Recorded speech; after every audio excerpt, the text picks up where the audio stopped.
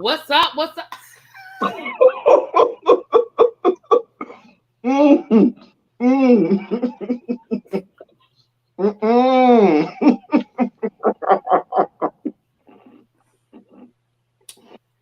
What's up? Woo. Oh gosh. Girl. Oh my goodness. What's up? Yes. We already have people in the room. Thank you. What's up, Vovo? Hey, Cookie. What's up, the artist? Hey, Tracy. Hey, Finishing our everybody. notification today. Well, hallelujah for that. Hey, Willie. What's up, Abby? Hey, Abby, Abby. Hey, Willie. Abby Hey, said, Lord Tracy. Jesus. I know that's right, Abby. Lord Jesus. How you guys doing? So, Dr. L. Teddy, how are you today, sir? Doing my best not to spike out. I'll do that in a few minutes and, Well, a just little we'll later. be all right. So we'll make the announcement again at the end, but let me go ahead and make the announcement now. When we get off of here, you guys run on over to L Teddy 27 YouTube, because he has some things to talk about where he will most likely be having a sugar spike. Yeah, So you I'm going to guys spike run over out. there. Hmm. Yeah. We're going to spike out. But we are over here to talk about some things usually it's me having a moment over here. But some things are the things over here today. Um, what I've been so we it's been a minute since we've been able to come through, Mhm. but what I've been don't look at me. You out of town. Really. But what I have been trying to do, um, when I can, what I've been trying to do is upload little short videos and snippets of things that are going on so you guys can still keep up. So if you make sure that you are subscribed and you have the notifications set, and I've been uploading little short videos about different things going on in education. I actually have a few I need to add today. Um, so yeah, L decided to give us politics of it all today. Yes, there will be a politics. Are you call? Is it a politics or is it a run your mouth? Okay, so he's going to be doing a politics of it all. Yes, you'll be getting that. Yes, yes, yes. So let's go ahead and get into the things of the things. Y'all know we don't like to keep y'all longer than an hour. We try to be respectful of your time. So let's go ahead. The articles that we'll be referencing are in the description box, and I'll also drop the link in the chat as we go through. But the first article, that's the wrong article. That was the video that you sent me the other day. Mhm. The first article is this is going to be coming from Yahoo News. It is titled California School Board Association Leaves National Organization Over Insufficiently Radical Activism. Now that's a long title. Nah, the good ones are with your students who was lost without the internet. Child, yeah, y'all got to check out those shorts I've been posting with my students. They got a lot going on. Anyway, we have 600 views on one of those videos with my students, with me talking to my students. Child, it's a lot. Anyway, the California chapter of the National School Board Association will withdraw from the headquarters over what it deemed insufficiently radical activism on the state's legislative priorities and has pledged to lobby in Washington, D.C. directly to advance its agenda. Unlike the majority of the 22 state groups that have severed ties with the NSBA over its rogue request to the Biden administration for federal intervention into local school board parent disputes in September, California's branch actually supported the initiative to investigate parent threats against school administrators. The NSBA letter, which characterized parents who showed up at school board meetings to protest progressive curricula and COVID-19 policies as potential domestic terrorists, spurred an order from the U.S. Department of Justice directing federal law enforcement to probe and possibly prosecute each threat, including the 22 groups. 30 state chapters have downgraded their relationship with the NSBA, claiming that the leadership did not consult or inform them before sending the letter. On the same day that the NSBA sent its letter to U.S. Attorney General Merrick Garland, blah, blah, blah, blah, appealed the governor, the CSBA, CEO Vernon M. Billy appealed to Governor California Governor Gavin Newsom and Attorney General Rob Bonta in a similar letter obtained by parents defending education. The California Policy Center reported. This is a very wordy article. Sorry. Billy asked the governor and attorney general to convince, command, or otherwise urge local law enforcement to uphold public health and safety orders, help maintain order at local school board meetings when requested, and enforce the law as they are sworn to do. I've watched in horror as school board members have been accosted, verbally abused, physically assaulted, and subjected to death threats against themselves and their family members. The list of dangerous and outrageous conduct committed against school trustees during their board meetings is far too long to list here, but I will try to provide a representative sample. In a statement announcing it would not be renewing its NSBA membership, the CSBA cited CSBA's inequitable representation in NSBA's governance structure and the organization's lack of support for policy issues of importance to California. Recognizing that this day might come, the CSBA has been steadily increasing its presence in DC to compensate for the growing ineffectiveness of NSBA and allow for more robust and more direct advocacy on federal matters. We have developed a strong partnership with the Association of California School Administrators that serves as a launchpad for new policy and advocacy activities at the federal level.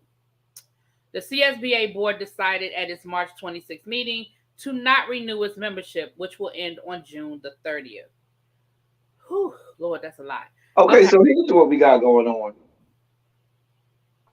The National School Board Association sent letters, sent a letter to the Merrick Garland and the Justice Department, basically saying, listen, we need help out here. Y'all got these parents out here crazy and all get out. They're attacking us.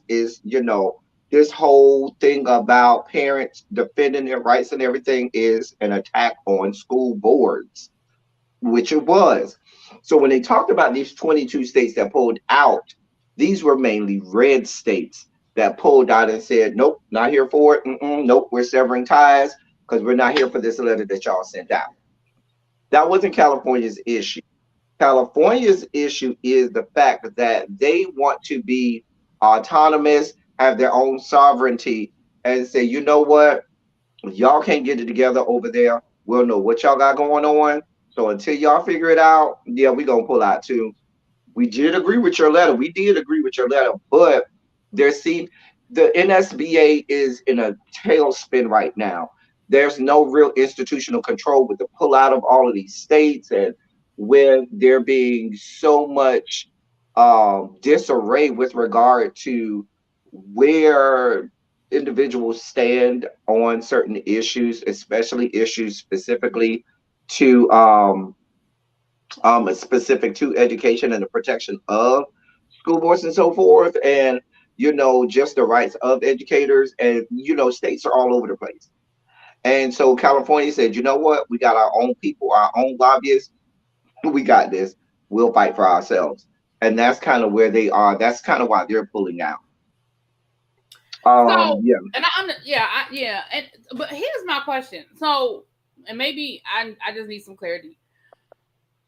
Are they upset because they weren't consulted? Or are they upset with the language of the letter? Are they not in agreement with essentially what the letter is asking, or is their concern or their issue with the fact that the organization did not consult anybody before they sent that letter on behalf of everybody? The latter. I think their main issue is, it starts, I should say, for California, they agree with what's in the letter. It starts with the fact that they didn't consult everybody before they just put stuff out there. But with like I said, with there being so much disarray with regard to leadership, and with regard to having one being on one accord with what they want to say and what the intention of it is, they're like, because there's pushback in the leadership of NSBA saying we got a problem because all of these states pulled out. And so they're not even on the same page. So California just said, listen, until y'all get y'all life in order and figure it out and get it together, we got our own people in Washington. We're gonna do our own fighting. We ain't giving y'all all this money and doing all of this for y'all not to know. Because when you got almost half of the states pulling out, of the NSBA, that makes that organization look and see, okay, we need to reassess what we got going on, which is what they're doing. But in that assessment, California feels like they're going to swing more toward those people who bailed out, which is a lot of those red states and conservatives. And they kind of see the writings on the wall with that, and they don't want any parts of that. So they said, let us just go ahead and get our, we're fine over here. When y'all figure it out, we'll be over here. Okay. Yeah, that was just for me, that was my question. Like, because I don't necessarily have a problem with what the letter said, but I understand that, hey, we don't know how we feel about you speaking for us. Okay. Um, And California tries to do their own thing anyway. Like they like to try to be first to do stuff so as to set a precedent for a lot of the more liberal or blue states. So, in the same vein as Governor Hot Wheels and Governor Death Sentence, try to be, at the forefront of passing legislation or making, sweeping rules and laws first. California likes to do that as well. So they didn't want to, feel like they were following behind. no problem, no problem. Okay. Well, that's the first little bit, and that's just a little appetizer. That's a little appetizer. Speaking of appetizer, Oh Lord, let's look at this one, and I'll put the link in the chat, so I don't forget. Lord have mercy. Anyway, all right. So unfortunately, y'all know if you have been here with us on a regular basis, we generally have the unholy trinity as it relates to states and their school policies. We know that it usually starts with Florida, and it heads on over to Texas, and it's somewhere on the East Coast, whether it's Virginia or North Carolina. So this article, which is coming from the Morning Jolt, the title is Ohio and Texas may take a page from Florida's playbook. So it don't even matter what the article says. We already know that this is probably not going to be good because we already know what comes out of Florida, right? So let's I read came this. out of Florida. You see what I'm saying? Mm-hmm.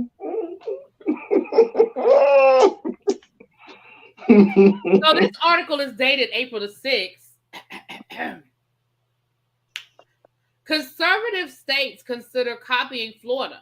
In Ohio, Republicans have introduced legislation similar to Florida's recently enacted law prohibiting teachers from discussing sexual orientation and gender identity with children in kindergarten through third grade. In Texas, Republican Lieutenant Governor Dan Patrick has suggested that it would behoove his state to consider a similar law in the next legislative session. By one accounting, there are about a dozen states that have considered legislation like this. Florida is the only one that has made it into law. The controversy could well fizzle out, but right now it feels like the debate is growing into the next major skirmish in the endless culture war. Advocates on the left seem to think they finally landed on an issue that can distract the public from the ongoing abysmal failures of the Biden administration and the Democratic Congress from rising inflation and high gas prices. The only problem for them is that this issue doesn't seem to be winning one at all. And I'm sure you guys can tell by the way that this article is written that this is a conservative publication, but neither here nor there. The biggest poll to date in Florida's law found that not only do almost 2/3 of Americans support the law once they've read the text, but that the support holds strong across nearly all major demographic groups. A majority of Democrats support the law. A majority of Biden voters support the law. 60% of suburban voters support it. More than 60% of respondents who said that they know someone LGBTQ support it. This sounds like a poll that they're using the data from. It's not difficult to understand why these numbers shake out the way that they do when you look at the legislation with clear eyes. It's not an attack on LGBTQ people or their existence. It doesn't erase anyone. It doesn't harm anyone. It merely asks teachers to reserve for parents the right to introduce their very young children to sexual topics at the pace they feel is best in the privacy of their own homes. The law affirms, in other words, that parents, not teachers, are the primary educators and guides of their children. I'm going to put a pin in that and come back. It's not now and never should be the job of teachers to ensure that every American child under the age of 8 knows what it means to be queer. Children under the age of 8 do not need gender affirmation in the classroom. They need to learn how to read and how to multiply numbers and how to locate their state on a map. That anyone thinks otherwise is indicative of a deep, startling divide on what it means to educate children. And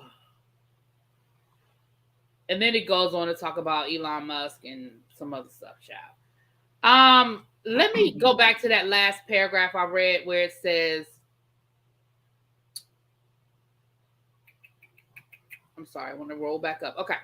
I want to go back to this line right here where it says, the law affirms, in other words, that parents, not teachers, are the primary educators and guides of their children. So this is what I'm going to say about that. Keep that same energy for everything. Keep that same energy that teachers are not the primary educators for students all across the board, right? So if you're going to tell me that it's not my job to do A, B, and C, then it ain't my job to do C, D, and F, right? Because y'all want to act like that it is teachers, that we are the primary educators, and that it doesn't matter what level kids come to us on. It doesn't matter if we get some fifth graders that know their name and some fifth graders that don't know A, B, and C. It doesn't matter that we get some third graders that have been able to start doing some basic multiplication and subtraction, and other third graders don't even know what their number line is, right? So I want y'all to keep that same energy across the board. I'm done. Go ahead. I thought you was about to spike out. No, I just want them to keep that same energy, because it's really funny to me how, on one hand, y'all want to put everything on teachers, and if a child don't get it, it's the teacher's fault. We're primary. We're the people. That's our job. Remember during the pandemic? What was everybody saying during the pandemic? I ain't no teacher. It's not my job. Them lazy teachers need to get back to work. Those lazy teachers need to go back and do their job. I wasn't trained to do this. Now all of a sudden, now don't get me wrong. I do understand that conversations about sexuality are needed in the home. I 100% understand that. But you know and I know that it is not that simple, and that the law is not that simplistic that the article tried to make it seem. But anyway. Here's my thing.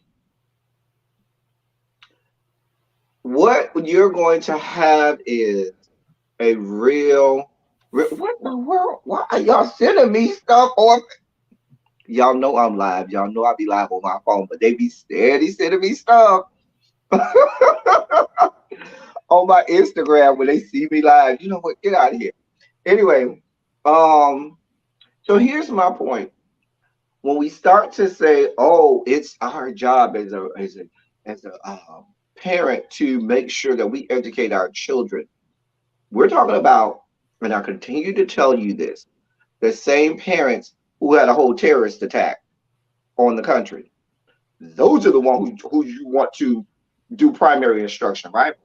The same parents who in Charlottesville, Virginia, isn't that what it was, where they had tiki torches saying Jews will not replace us?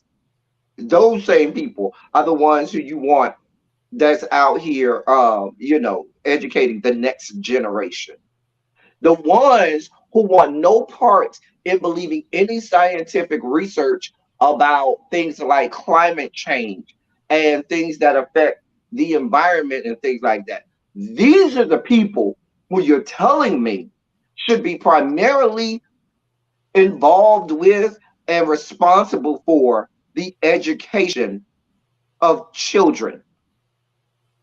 Let's be clear what we're asking here. Because if we left education simply to the three R's, there would be no civil rights movement. There would be no women's suffrage. There will be no women's suffrage. There will be no civil rights movement. There will be none of that because a large majority of the change in mentality happens when you are in schools and when you do have to be around people that aren't like your parents. When you do have to experience and understand that people are just people, regardless of their race, gender, orientation, or anything. These things are taught in school. The fact that you need rules and laws and things in place so that people aren't, accosted and people aren't discriminated against. So you want to tell us, see, there's an agenda here. There's a whole goddamn agenda. And that goddamn agenda is to send us back to 1776. That's what they want to do with just more technology. They want the 1776 ideologies, but with today's technology. That's all. That's what they want. Yeah, I just like I said, it's funny. It's just funny to me how people, and I mean it happens across the board, granted, but it's just funny to me how people are very convenient in their outrage and what they feel like is our job. What's up, Des? And Des, I actually was going to email you today. I owe you an email. I want to do an interview with you, sir. So I'll hit you up in your DMs. It goes down in the DM. It goes down. I was going to say the same. But yeah, I mean, and again, like I said, you could definitely tell by the angle that was written that was a conservative publication. And again, they're just trying to oversimplify this situation, and it's not that simple. It's just not that simple. Oh boy. Oh boy. All right. Well, that was article number 2. Let's get into article number 3, honey. So anyway, I say all that to say though, we need to keep an eye. El Teddy, you're really and good also, I'm sorry. Go ahead. I cut you No, I off. was just gonna say you're really good about this. We got to keep an eye on Texas and Ohio because, well, we already know Texas ain't too far behind. Wherever Florida leads, Texas is in a shadow. Well, So remember, Texas has already removed all mental health resources for LGBTQIA students. Remember, they did that first. They were the first ones right, to they do that. did, yeah. Now they're just going to make it illegal for you to mention the word any LGBTQIA language in a classroom. A mess. Okay, what were you gonna say? You were gonna say something else. Oh, what I was going to say was, when are the feds going to get involved in some of these things? Because what's happening is you have millions of children around the country in certain states that are, just being subjected to just damn near autocratic rule in some areas. Well, I'm almost certain. I'm sorry, I didn't mean to cut you off. No. Go ahead. I'm sorry. No, I was saying I'm almost certain, and I could be wrong. So y'all get me together in the comments if I am. I'm almost certain that Texas is being sued over that law of not providing resources. I'm almost certain that we spoke on that there is already a lawsuit that has been filed. My question to you is this: There is, but it's from the ACLU, right? and things like that. This is not the feds rolling in. This is organizations that are doing that. And that was going to be my question. So my question to you is, where do you think it should come from? Do you think it should come from the Department of Justice or the Department of Education? It has to come from the Department of Justice. The Department of Education has no teeth in anything unless they start to remove funding, unless they write into, their funding and things like that, So you have to have these things in place. Um, but it becomes not just kind of like there wasn't a Department of Education when Brown versus Board of Education came into effect and stuff like that. You know, it wasn't even around then, and so some of these things are not just a something that should be done in schools. This has to permeate throughout that state because Texas also passed laws a few years back that ended diversity trainings within um, workplaces and so forth within the state of Texas. So they had already passed that. I mean, that was under your former president. So that's already in place. So it's becoming a situation, like I said, where these states are finding ways to circumvent federal rules and laws. We'll talk about that on, hint, hint on the politics of it all. We're going to talk about a state that basically had just banned abortions, just completely banned them from conception. But we'll get there. We'll get there. All right. But no, but I agree. I agree with what you're saying. I was just asking, like, what do you Yeah, think? I do think. But Like, you're do right. you The think? Department of Ed doesn't have. I mean, other than in a punitive way, they really have no teeth. Yeah, So they don't have any teeth. So I think you do have to come with the Department of Justice. But the fact that they are slow moving on this, as if nothing to see here, everything's okay. It's not okay. It's just not. But whatever. okay, all right, you guys. So this article is coming from WHAM. Wham! Wake me up before you go. Anyway, Oh, wake me up before you before go. Go. you go, because I'm not planning on going solo. Solo. Anyway, Don't keep me hanging on like a yo-yo. like a yo-yo.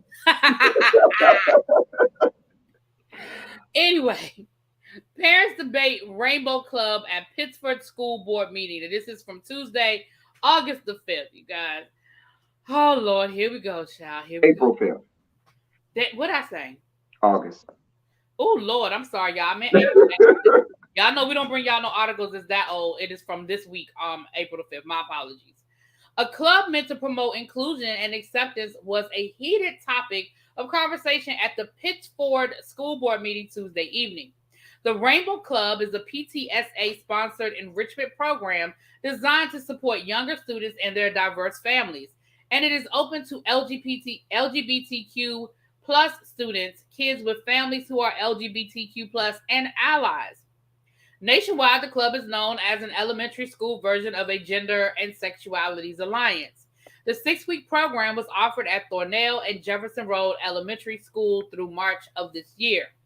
Parents in support and in opposition to the club packed into Tuesday's school board meeting, and 81 people signed up to share their thoughts. Discussion at the club was not part of the board's agenda, but Superintendent Mike Pirro said the topic gained enough attention through social media this week. Since the board is sponsored by the PTSA, the school board has no involvement in whether it stays or goes. Maddie Powell is a Pittsburgh 8th grader and part of the LGBTQ plus community. She said her and her mom came to Tuesday's meeting to show the club's support. The club is not just about non-traditional families, but queer identity and how to recognize queer identity if you have one as young as elementary school, because that is a really important part of knowing who you are, Maddie said. When we were in the elementary school, this was a resource we would have found very valuable as a parent of a child who was LGBTQ plus. I did everything I could, but without other peers she is aware of in her community, it was a lonely time.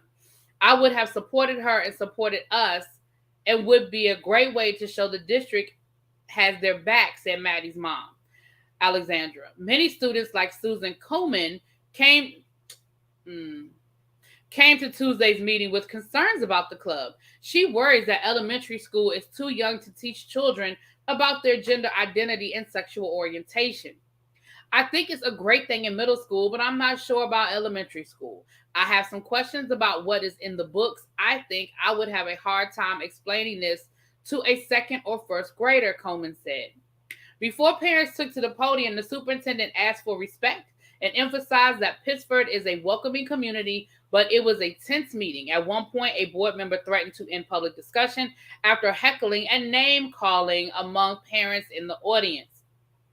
While some parents spoke in support of the parental rights, the superintendent emphasized the club is optional and parents have to sign a permission slip for their children to participate. See, this is what I was thinking, and this is where okay, I'm gonna keep reading because this is where I get pissed off. Anyway, as states nationwide are grappling with ongoing debates over gender identity and sexual orientation, discussions in schools, Elizabeth Roth said after school clubs like the Rainbow Club are necessary to help build safe communities for underrepresented populations.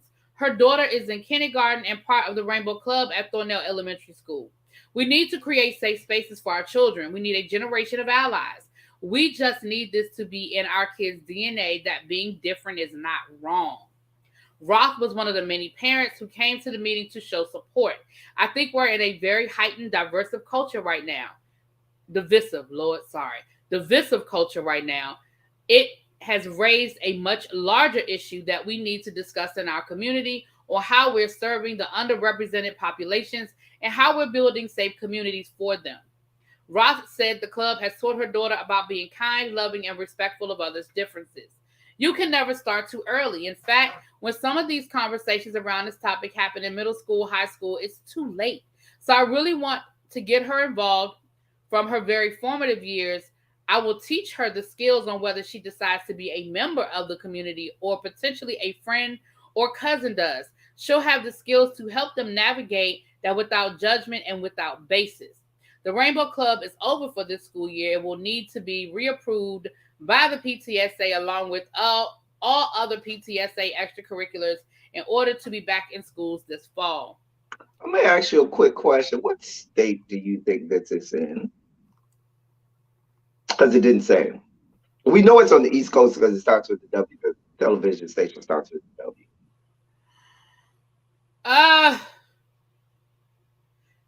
Isn't there a Pittsburgh in North Carolina? I don't know. This is Pittsford. I'm saying Pittsburgh. I don't know. That's a good question. I have no idea. This is in the great state of New York. Wow. Exactly. And I made it, and I'm glad that they never told you what state, because people would be so surprised to find out that we're in one of the bluest of blue states where we're having this discussion in New York. What I'm gonna let you make, because you were going to make a point about when they talked about the permission form. So I'm gonna let you go ahead and do that before I lose my goddamn mind. The only point that I was going to make is, once again, people are making it seem like this is something that their children have to be a part of. That this is something that the school is making their children participate in and have a conversation about. This is an extracurricular activity. This is an after-school activity. Permission slips have to be signed. And so what it says to me, once again, is you guys are just, you're creating problems that don't exist. If you don't want your children to be a part of it, guess what? They don't have to be. If you don't want your children to participate and you don't want to participate in it, guess what? You don't have to. And it doesn't make you a bad person. It doesn't make you homophobic. But you coming to a school board meeting and turning this into something that isn't, now you are becoming a problem. Now you are making this problematic. But if this is something that there needs to be a permission slip signed, I'm just not understanding why we wasted a whole meeting with 81 people coming to the mic to talk about. Because in the same vein, just like you don't want your child to be forced to be in that, I don't want you to force my child not to be a part of it if I deem that my child should have that right. And again, I think once again we are turning this into, we're painting it with this broad brush, like they're trying to convert your children and they're trying to make your children be gay. I think that what that parent said about her 5-year-old daughter, I mean her kindergarten, 5 years old daughter, I think is very valid to say, listen, I want my child to understand that being different isn't wrong. What happens when your child gets invited to their classmate's birthday party and they get over there and their classmate has 2 dads, or their classmate has 2 moms? Like what? Or I don't. I mean, anyway. But you know what I'm saying. So that is a conversation that has to be had, and that is a conversation that parents are having every day with their kids, because it is the reality of the world that we are living in. The more and more that people do not feel like they have to be forced to live in some sort of closet, the more and more we are seeing these different families and these different relationships and these different dynamics. It doesn't mean that somebody is going to try to convert your kindergarten child into being in the community, but it does mean that they are exposed to understanding that not everybody's family is mommy, daddy, sister, brother, dog. Like, everybody's family doesn't look like that. The other part about it is people always have this angst about, oh my God, these are elementary school students. Elementary students deal with issues and things around sexuality Absolutely. from elementary. They do it in a heterosexual normative way all the time. Nobody bats an eye, nobody blinks an eye. There isn't any of that. Any of that. But I just As a go teacher, ahead. I've even had to. I'm sorry, I didn't mean to cut you off, babe. No, no, no, you're fine. You're fine. But as a teacher, I've been teaching, El Teddy will tell you, for a long time. And I've even had to evolve my thinking. And and it's funny because I've become conscious of it over the last couple of years, and I've had to catch myself. So when I'm in class and I ask people and I say, oh, you got a girlfriend? Oh, how you joking with your kids and you just make a conversation, or things come up and you using examples and you say, well, you know how when you went out with you know how when when a guy asks you on a date. And I've had students. I had a conversation with one of my girlfriends, one of my students the other day, and I slipped up. This was maybe earlier in the school year, and I slipped up and I said, it was a female student. She's a senior, but it's a female student, and I said something about, she was talking about prom or something, and I was like, oh, I said, you and your boyfriend going to prom, and she was like, Miss Park, I'm gay. I was like, I'm so sorry. And I had to catch myself. And so it's not, you guys, it is what it is. It is the reality And the of thing the world about that it we live is, if it's a learning curve for us adults, it makes it so much easier if you start this conversation.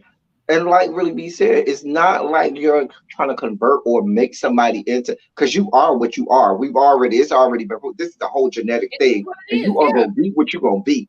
You understand what I'm saying? But if you start teaching people to be tolerant and to allow people to be who they are and accepting of whatever they are, then we can get rid of a lot of these hate crimes and things that go on. It's so interesting because I can still remember back when me and Really B first started, getting close and being friends and started talking about teaching. We talked about where, teaching was and some of the things that I had experienced, in some of my school districts. And she was like, it's just not that here. Fast forward to what, 3, 4 years down the road, look at where we are today. And even, I'm sure she could speak to just where education and even her own personal growth as a teacher has come. Because I went through that whole thing myself, and I'm a part of the whole community. I'm a part of the coalition. And even me, I had to bring my own self out of certain stereotypes or certain, idiosyncrasies that I had with regard to just not growing up in an environment where you're taught to be accepting and tolerant and accept that, there's no established norm anymore. And so, and so for you to say, oh no, we don't need to teach it, what? And this may be, people are going to say this is an extreme um uh analogy, but it reminds me of going to a PWI.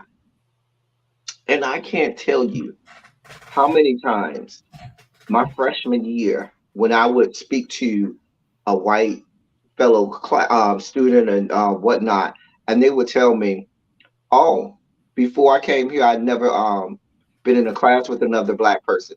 I'd never interacted. There were no black people at my high school. There were no black people in my neighborhood." I can't tell you the dozens of times I heard that, and knowing that you are someone who had never dealt with another black person, never had to deal with them. You were almost sheltered away from any type of diversity, keeps you from even caring. You know what I'm saying? What that person has to go through keeps you from for all intents and purposes, they don't even exist. They don't matter. So you don't care about passing laws or hate crime bills that affect black people because you ain't black. You ain't never had to deal with black people. You don't care what they got going on. That's not your story.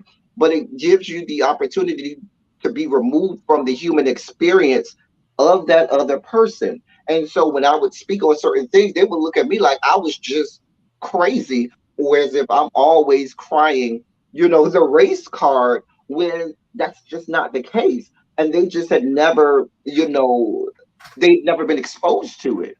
Um, and I know that's a little extreme, but in the same vein, if you're someone who never get exposed to, like, really be said, you go over a friend's house and they have two moms or two dads, you know what I'm saying? You're gonna be looking like, and then you may make an insensitive comment. You may try to tell jokes or any type of thing, and we just can't live in that day anymore. Those times are over, but they're trying to take us back. They're trying Well, that's so just hard to like take us back. LaShonda Allen brought up a good point. Definitely, she said, kids they always talking about that's gay. And again, that is something that can be addressed in the club, because that's something that I have to address in my classroom when, and I know you remember this, El Teddy, when the kids were doing the, man, no homo, no homo. Hmm. Oh man, Or pause. right, or pause, right? And I always have to say to my kids, stop saying that, because what you're insinuating is that there's something wrong with being gay, or there's something like, stop doing that. And again, in my mind, those are the types of things that can be addressed with elementary students to understand. I mean, amongst other things, but to understand that those types of comments can possibly alienate and hurt your classmates who you don't know, because they aren't expressing it, or they are dealing with it and trying to figure it out and they don't understand. But just in general, it's just not a nice thing to say. And You know, then, and see what happened, and really, B and I both have taught middle school.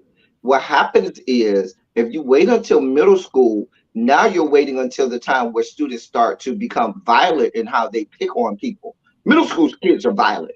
They are very violent. And you're already going through all types of mental duress in middle school, where hormones and everything. And so if you are someone who falls into the coalition, you're already grappling with your own brain and what's going on and your own hormones and emotions. But if you got other student who's never been taught to be tolerant or accepting of people who are different, and now often what they do is they become violent in how they bully and pick on that student, and rather than another student saying, no, don't do that, they either look away or sometimes even join in or encourage it instead of trying to stop this. And that's where you start to have, suicide rates going up with young students and stuff like that. Like this, it snowballs. It snowballs. And saying that, oh, we're going to wait until middle school, that's the wrong answer. You got think about young girls. You have some girls who reach puberty at like fourth and fifth grade. mm-hmm. I don't know. Anyway, this is what I told y'all. They trying to take us back to 1776, just with 21st century technology. That's all. Oh, LaShonda said that's why she left. She said after she got into a fight and went into trucking. I know that's right. I'm with you on that one. Um, all right. So our last article is directly connected to Dez. If you're still in the bushes, why I want to speak with you, and I have actually a few people that I've reached out to that I know are going through this. So be on the lookout for some interviews, hopefully coming from us pretty soon, you guys. Like I said, we're bringing some new stuff to the channel. Again, we have our we've been calling that segment the daily announcements. If you notice, I've been dropping little short clip videos, maybe 2 or 3 minute long videos on things that, if we're in between a show or it's just a small story that we may not do a whole segment on. I've been dropping those in on the channel, and they're quick little videos. I think we did a couple on HBCUs, and I have like 2 that I'm going to drop today. So that's one segment. And then again, we want to and then the other thing we want to do is start doing some pre-recorded like interviews with educators and people who are in the field on that may be going through some of these experiences. We have people that are on this channel that work in California, and so they may be able to give us some insight on the story we did today. We have some teachers who work in Texas who, may be willing to speak with us about their experiences. So we're looking into some other things, but this last article is specifically where I want to interview some people over the next couple of weeks. Let me drop this link into the chat. I have actually in my mind right now, I actually have 3 people, but I actually have 3 people that I want to talk to just off the top of my head. So let's get into this last article, you guys. And then we said we would try to end with positive. So we have a positive story that we want to end with today. All right. Reasons so many teachers, this is coming from the Harvard Gazette, and this is dated March the 15th. And it says, reasons so many teachers joining the Great Resignation. Educators at Ed School event point to loss of classroom autonomy, pandemic anxieties, and burnout. So let me read you guys this. For Carolyn Silva Sanchez, a second grade teacher at Curley K-8 school in Jamaica Plain, the hardest challenge teachers faced during the pandemic was the loss of control over what was going on in their virtual classrooms, who was present or absent, and whether learning was even happening. During the pandemic, teachers were experiencing a lot of changes every day. Are we teaching remote? Are we teaching in person? Are we hybrid? Who is coming to school? Who is not? Sylvia Sanchez said during a Harvard Graduate School of Education webinar last Thursday. Couple that with anxiety over personal health risks and pressures related to district and state mandated curricula and testing accountability, it's no wonder so many educators are calling it quits.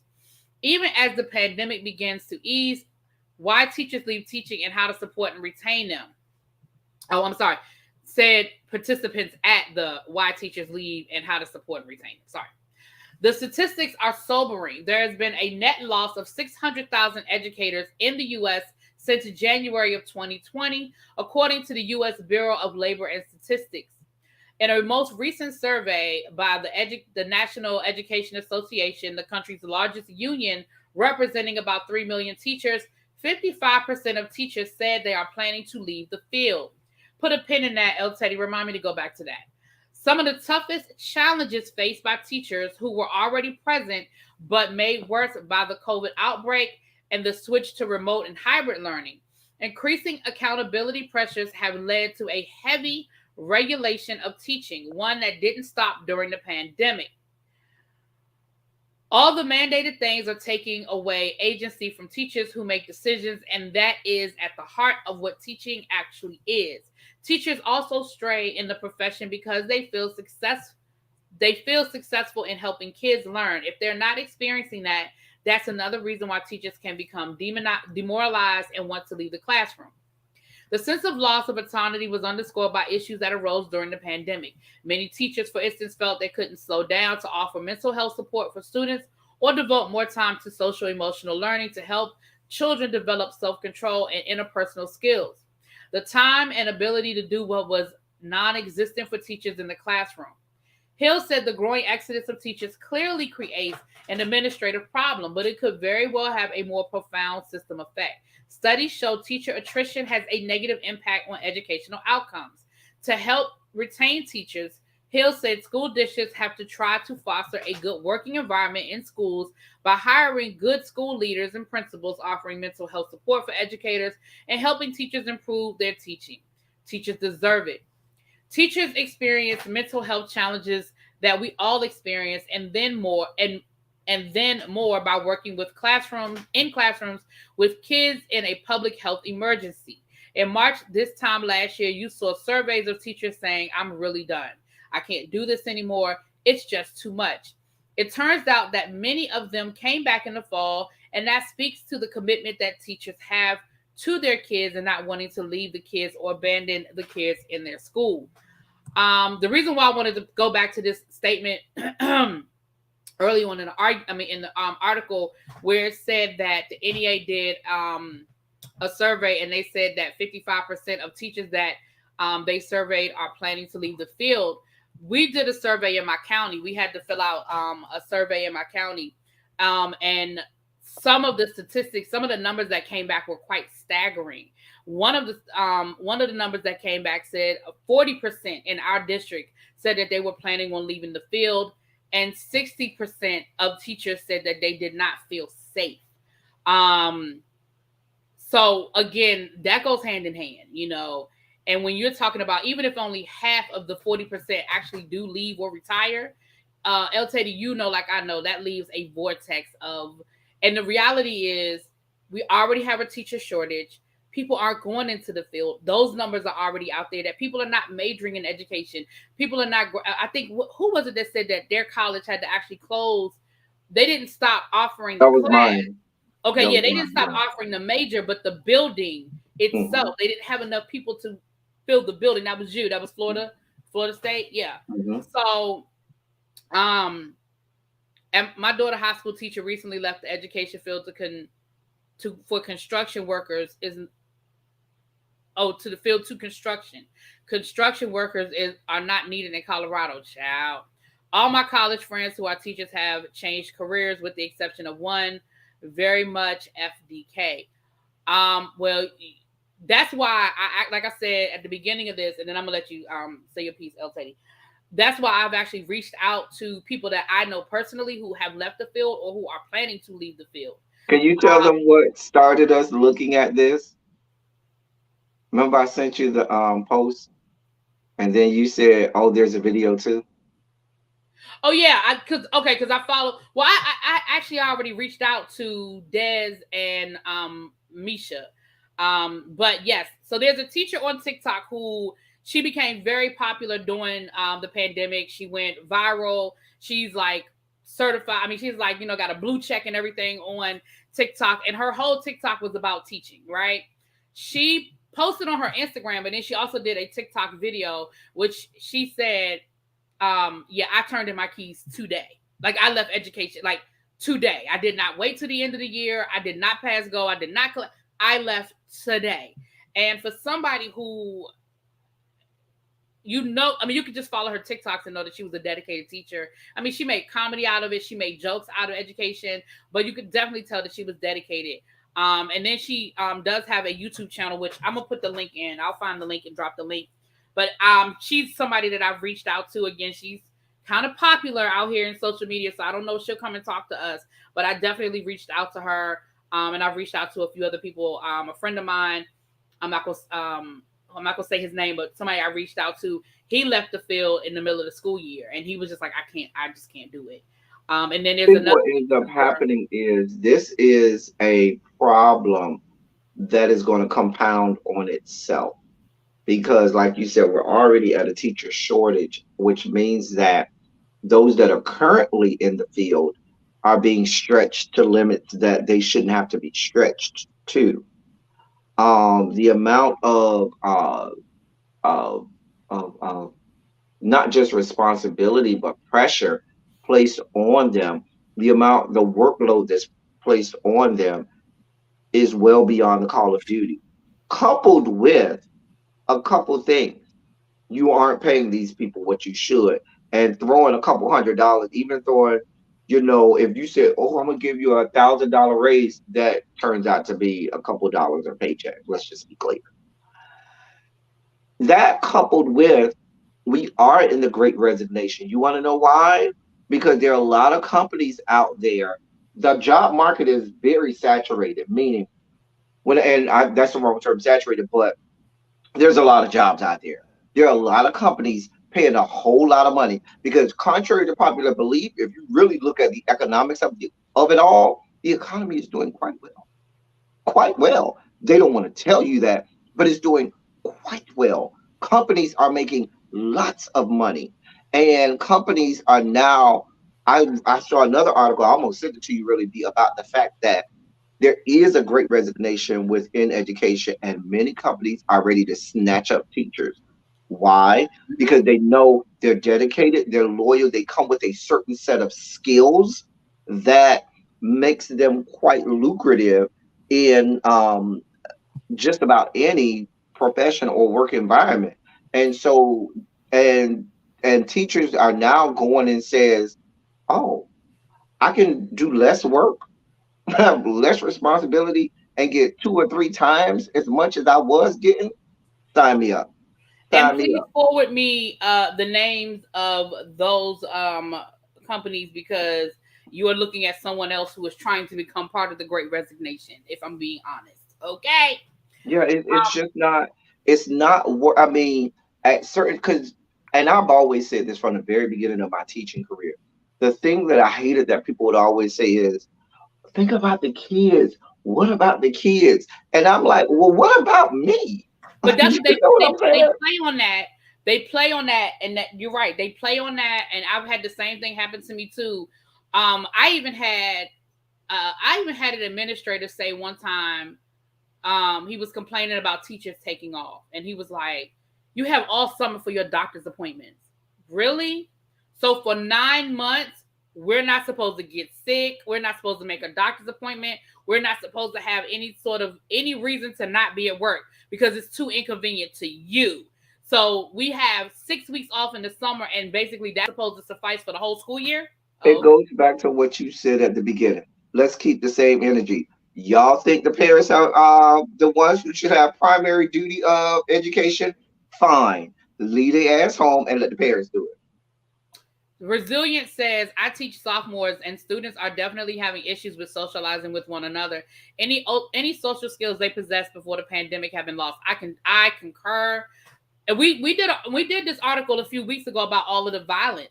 We did this about the violence, and I think it's actually in the title. If you go back to the playlist, anybody that wants to go find it, it's in the title about the violence in schools, and they are directly attributing that to these kids, mental health, and not knowing how to assimilate back into this environment after being out for so long. Oh, I'm sorry, there's a part two to it. Yet they stress SEL while pursuing us to speed up the curriculum and accelerate students by catching up 2 years of what they lost. Impossible. And did I not say that? Now, El Teddy, did I not say that at the beginning of this pandemic? I Yes, said you that did. our kids, that Yes, you you need to did. stay on top of what's going on, because our kids are going to lose and they're not going to get it back. They're not going to get it back. It becomes a certain time where what's happening is teachers are beginning to do exactly what parents say. Have to understand that. Listen, my own safety to life and well being and my own peace of mind is way more important than being subjected to whatever you think I should be subjected to. It's not worth it. It's just not worth it. Life is too short. Life is way too short. And before you know it, nope, mm-mm. Uh, it's too many ways right now. You know what's so funny?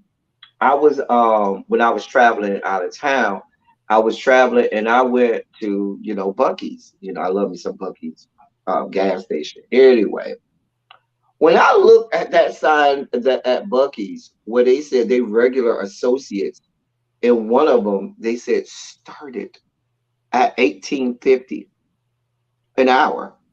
I said, let me do quick math. That's more than teaching assistants make, teacher assistants make, most of the support personnel make, and not too far off from Listen, where some first year teachers are making. And in some areas, more than what oh, first year absolutely. Let me teachers tell you make. something. I have a student who's autistic. I absolutely love him. He Working is at the gas absolutely station. he is absolutely hilarious to me. And every day he comes to class and he has this quiz for me, right? He asks me the craziest questions. I mean, they're good questions, but they're certainly not a question I would expect to hear from a ninth grader. Like, it's nothing for him to come in and say, so what do you think about, the Palestine Israeli conflict? Where do you stand on it? And I'm like, can we not do this at 9 o'clock, 8 o'clock in the morning? Like, we just started. But he asked me the other day, he asked me how much, he said, what is your salary?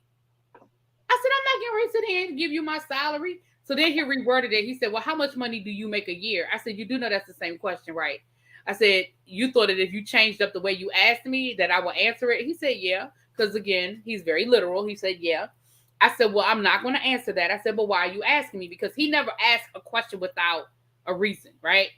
He said, well, I was reading an article that said that clowns make more money than the average teacher in this county. He mentioned the county that I work in. I said, well, what is that salary? He said $60,000. Now, I do make more than $60,000 a year. However, he's probably pretty accurate on the average salary in our county, because I think the starting salary is $40,000. I think. Mm-hmm. I think it's between like 40 and 50,000. So he's probably right that that's the average salary, right? And I'm thinking to myself, like, so a clown, and he didn't specify whether that was like Ringling Brothers, Barnum and Bailey clown, or like someone who does it like at birthday parties. He didn't reference that, but I mean, I believe him because I know he got it from somewhere. I know that he didn't make that up. But I'm just thinking to myself, wow. I mean, wow. Okay. Oh, Lord. And you got people around here doing the work for 5 and 6 people for pennies on the dollar. Please stop playing. Absolutely. And I saw, speaking of TikToks, and we're going to get off here because you got to get ready for your next live. But I saw a TikTok. I was actually on last night, and it was the TikTok was from a principal, and she said that I was talking to one of my friends who's still in the classroom, and she said, I have a message for my administrative brethren. She said that she said her friend works at a school where they're getting ready for testing, and so they had this whole meeting and gear up, getting ready for their, it's that time of the year for end of the year testing. She said, so they had this whole gear up, and we got to do this for testing, and we want y'all to do that, and who can work here, and who can stay after school. Like, they come up with all these things to get ready for testing. She said, and then the very next day, the principal sends an email out reminding them of the dress code and making sure that they're appropriately dressed. And she was like, this is the principal now. She's saying, I have a message for my friends who are administration. Read the room. Like, unless you got somebody walking down the hall in some booty shorts, read the room. They're burnt out. They're tired. They're stressed. Testing is coming up, and you want to send an email reminding them of the dress code. Read the room. That is not at the top of the agenda right now. And I just think that that's what teachers deal with. They get beat up from every angle, and then you wonder why we don't care. When I say we don't care, we do care, but you know what I'm saying? Why we're burnt out, because I don't want to say we don't care, because I do care. But you wonder why we're burnt out. You wonder why that we're coming in there and we're barely holding on. Anyway, so we're going to try to bring you guys some of those interviews so that you can just hear from teachers themselves about their experiences, about what they go through, because contrary to not so much of you guys in the room, because y'all our crew and we love y'all, but contrary to what a lot of people seem to think, like, teachers we're not making this up, we're not exaggerating. These are real experiences of real teachers that are going on in the classroom. Any final words on that? I'm gonna give them the good news, and then we're gonna sign off so you can get over to the. I think we covered it. Okay. So the good news that we have for you guys today is Biden has extended the student loan moratorium for another 4 or 5 months. I'm hearing more and more they're inching toward just get rid of it. Well, this again, I'm going to keep saying this. I ain't paid a student loan in over 2 years because you have told me I don't have to. If you could go 2 years without money from me, I just feel like you don't need my money. I just feel like you don't need my money. Say it. But it's been extended to the end of August. Now, again, if you want to pay your loans and you want to continue to pay on them, by all means, do your thing. But you don't have to. There's no penalty if you don't. And that has been extended until after, I believe, August the 31st. So the end of the summer. Okay, the end of the summer. All right. I'm with you too. Look, LaShonda, I'm surprised too that we don't have, back in the 90s, people used to always say going postal, because it seemed like all these postal workers were like losing it and going up to the job and doing things. I'm surprised. Volvo said, I ain't got it now and I won't have it in August. Well, that's a whole nother conversation. All right, you guys. As always, thank you guys for being here. If you have anything you want to share, make sure you email us at the Teacher Project 2.0 at gmail.com. You can always follow us on Instagram, _teacher_project_2.0. Over to the Instagram If you are not subscribed to the channel, if you found us floating through the YouTube sphere, please make sure y'all hit that subscribe button, turn your notifications on so you know that you'll know when we come back. Tell a friend, tell a friend, tell another friend, tell them to come on over and hang out with us. And if you are listening to us on the podcast side, by all means, come on over to YouTube and become Hey, part of podcast the people. So when we go live, you can be in the chat and you can join in with the conversation. Go ahead, El Teddy, I'm done. Yeah, we said all the things. We really enjoy each other's company. Contrary, I'm not gonna say contrary to popular belief because y'all know we love each other, even though she cuts me out all the time and be throwing me off the screen. But we do, and I just hate when we're not able to be together. You and me will never part, Marquita. I am so nice to you. I don't know what you're talking Anyway, about. we get ready to go over this and grab you some Skittles, M&Ms, Jolly Ranchers, whatever, Pixie Sticks, whatever you need. And just come on over to my channel because we're about to have whole ass sugar spikes. Oh, dear God. Because, yes, we have to talk about what's happening in Kansas' great state.